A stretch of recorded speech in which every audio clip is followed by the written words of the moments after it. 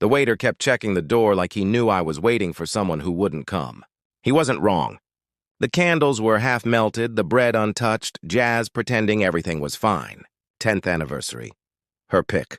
Might be a few minutes late, she'd said. 2 hours later, little sneakers scraped the tile. Dad? Ethan stood there in his school jacket, hair wild from the wind. His sitter should have had him home. Hey, buddy, what are you doing here? He glanced at the empty chair, then said it plain, the way kids tell the truth before they learn to hide it. Mom's busy with Jake again. The world didn't spin. It just stopped. I didn't check my phone. I didn't call. I waved the waiter over. 1 plate. Ethan colored the napkin with a red crayon and hummed to himself. I watched him, only him. When the food came, he asked, "Is Mom coming later?" "No, Bud. She's got other plans," he chewed, eyes down. I told her I don't like Jake. He laughs too loud. That was exactly it. Too loud, too sure, too close. We paid. We left. Outside, a couple toasted with wine under a heat lamp. Ethan looked up at me. "You forgot flowers." "Yeah," I said, squeezing his hand. "We'll skip them this year." The porch light was off when we got home. It was never off. On the counter, her half-empty wine glass and a note, "Don't wait up." I didn't. Morning was the kind of quiet that buzzes in your ears. The house smelled like her perfume. Ethan shuffled in. "Mom home?" "Not yet. Kids sense storms before adults feel rain." I packed his lunch, smiled for his teacher, and drove away like a man no one could tell was breaking. At 10:03 a.m., her text arrived. "Sorry about last night. Things ran late. Dinner tonight?" Then, "You're mad, but don't take it out on Ethan." The irony almost made me laugh. I left her on read and ate lunch at the Old River Diner where we used to dream before promotions had passwords. She posted a conference selfie, Team Synergy Day, Jake in the background, pretending not to look at her. Comfortable, practiced. Her car was in the driveway when I got home. She stood in the kitchen like it was any other Tuesday.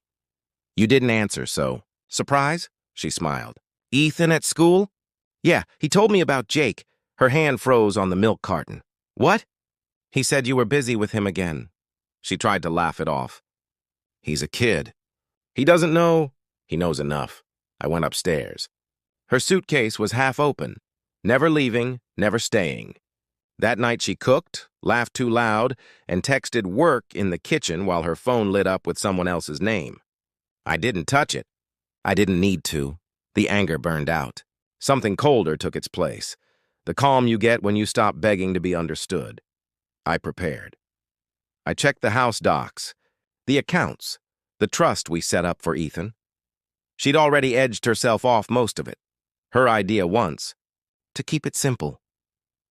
I called someone I hadn't spoken to in years, my wife's boss's wife. "I've seen them after work," she said. I didn't want to assume. You didn't have to. The next day I stopped by her office and left a small bag at reception. "A charger," I said. Inside was an empty flash drive. 10 minutes after she got home that night, her phone buzzed on the counter. He bought it. "You're good." I turned the screen off and set it exactly where it had been. When she came down, hair damp, smile smooth, she said, "Want to go out Friday?" "Just us." "Sure," I said. "Perfect." I booked the same restaurant where our son told me the truth. She wore the same blue dress. "You remembered?" Hard to forget a place like that. The room glowed warm, trying to soften edges that were already sharp. She reached for my hand. "We needed this. A fresh start." "You're right," I said. "A fresh start," wine poured. Candles flickered. She talked about promotions and how Jake's been helping polish the deck. She said his name like it didn't cost anything. "He's a good colleague," I said. "He's definitely involved," she blinked. "What's that supposed to mean?" "Nothing you need to explain tonight. Let's enjoy dinner," she relaxed. Reconciliation looked good on her, until her phone buzzed on the table. She declined the call too fast. "Work," she said. "Then answer it. It can wait. So can I." We ate in silence for a beat longer than comfortable. Then she whispered, "What do you want from me?" "Nothing." "That's the point." I set my phone down, tapped play. Clinking glasses, laughter. Her voice, "He thinks I'm at a meeting." Poor guy still believes me. Jake's laugh followed. Here's to him staying clueless. Her face drained. Where did you get— I didn't, Ethan did. You left your tablet unlocked. You let him— He found what was already there. The mask slipped. In its place, a trembling woman finally seeing the bill for her own story, I can explain. I'm sure. I just won't be here to listen. I stood, slid the house key across the table. You wanted freedom? Now you've got it. I didn't make a scene. I left one. At home, Ethan slept with his bear. I sat beside him and smoothed his hair. We're okay, buddy. Upstairs, I packed only what mattered. His drawings, a few photos, my books. No rush. Just the kind of quiet you earn. She came home at 8:17 a.m., barefoot on the hardwood, mascara already smudged. What's going on? You're leaving? We are, I said, zipping Ethan's jacket. Breakfast before school. You can't just take him. I'm not taking him. I'm keeping him safe. You're overreacting. Maybe. Parents do. She grabbed my arm. Please, let's talk. We've talked. You never listened. You can't punish me like this. You decided for all of us the moment you brought someone else into our home.